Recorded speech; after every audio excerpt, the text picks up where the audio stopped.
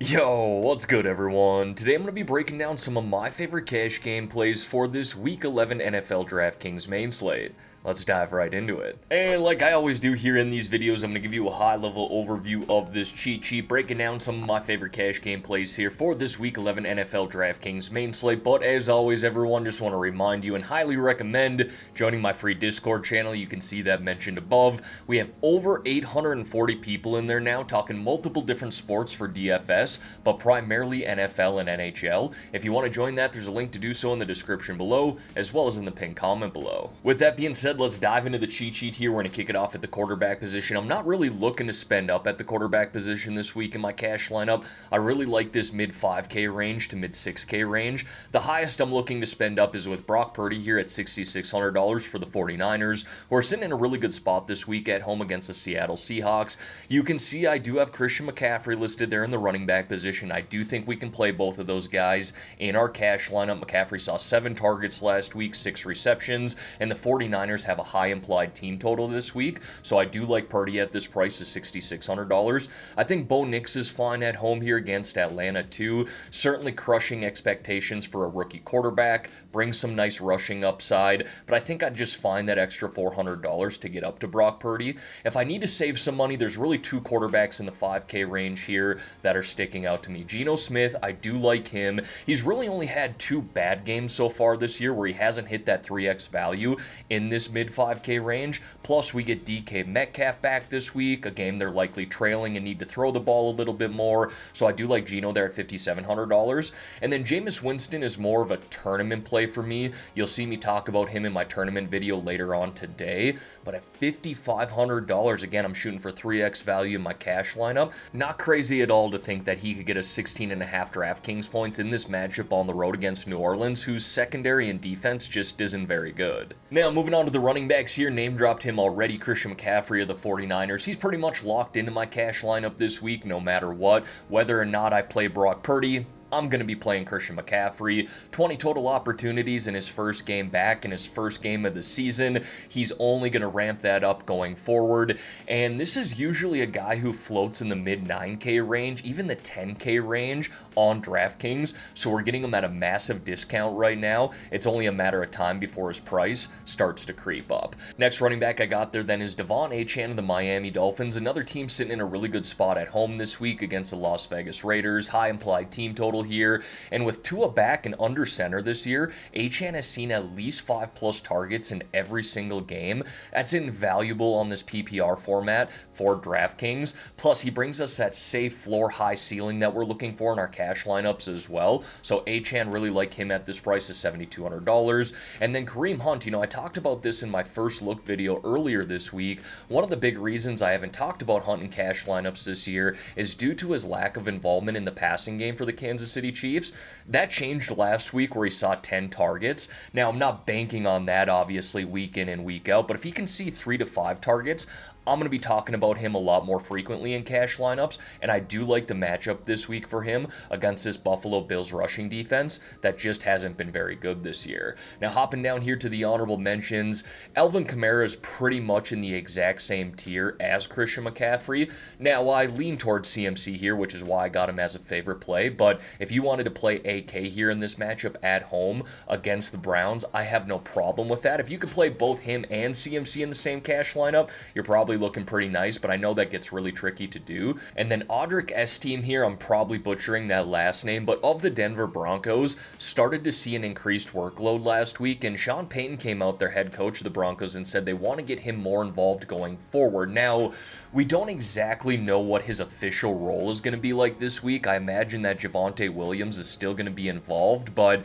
at $4,500, that's a really cheap price for a guy who could see double-digit opportunities. So I need to look into this one a little bit more this week, and another reason to join the Discord, but $4,500, that's really cheap for a guy who has starting running back potential. Now folks, before we dive into the wide receivers here, if you could like this video and subscribe to the channel, I would greatly appreciate that. Every like, comment, and sub that you guys leave truly does help me out. And again, I really appreciate you guys doing that. Helps build the channel up, and it's completely free to do. The other thing I want to plug here quickly is my golf channel. For those of you who aren't aware, I do run a YouTube golf channel as well with some of my buddies called Mulligan Masters. I'll link this in the description below as well as in the pinned comment below. If you're into golf, want to go check out some fun games here that we play, again, I would really appreciate you guys subbing to this channel. We're shooting for 1,000 subs. You can see we're at 603 right now, so if you want to check that out, again, I'd appreciate it. And when it comes to the wide receivers here for my cash lineups this week, I'm really trying to find some value considering I want to spend up at the running back position.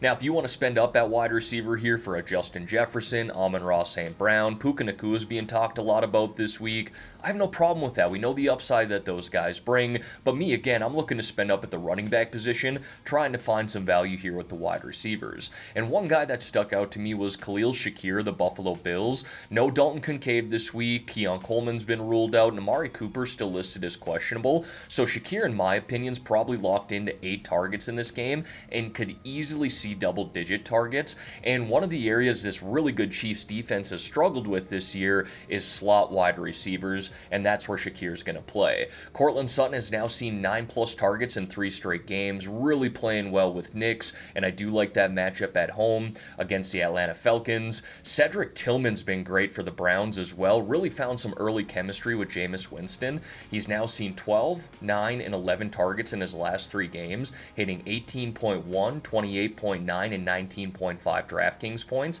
And again, I don't mind that matchup at all this week against the New Orleans Saints, whose secondary is not very good. And then a low-priced 3K play here is Kayshon Boutte of the New England Patriots. And again, I'm probably not pronouncing that name right either, but he has now seen 6+ targets in 3 straight games. So I'm not thrilled about it, but if we're looking to punt at the wide receiver position, trying to find some money to save, he's the guy that stuck out to me. And then 2 honorable mentions here as well. Ever since D-Hop got traded to the Chiefs, Ridley's been getting a lot of targets thrown his way. Tougher matchup against that Minnesota Vikings defense, but again, that's a great defense, but one area they're susceptible is through the passing game. And then Jacoby Myers here, I don't love the matchup on the road against that Miami secondary, but if we're talking about the same thing here, just like Calvin Ridley, ever since Devontae Adams has left the Las Vegas Raiders, Myers' targets have only gone up. Now, when it comes to the tight ends this week, I'd love to be able to spend up for Travis Kelce here. He has truly been a target monster as of late, but again, just as I mentioned with the wide receivers, I want to spend up at the running back position this week, so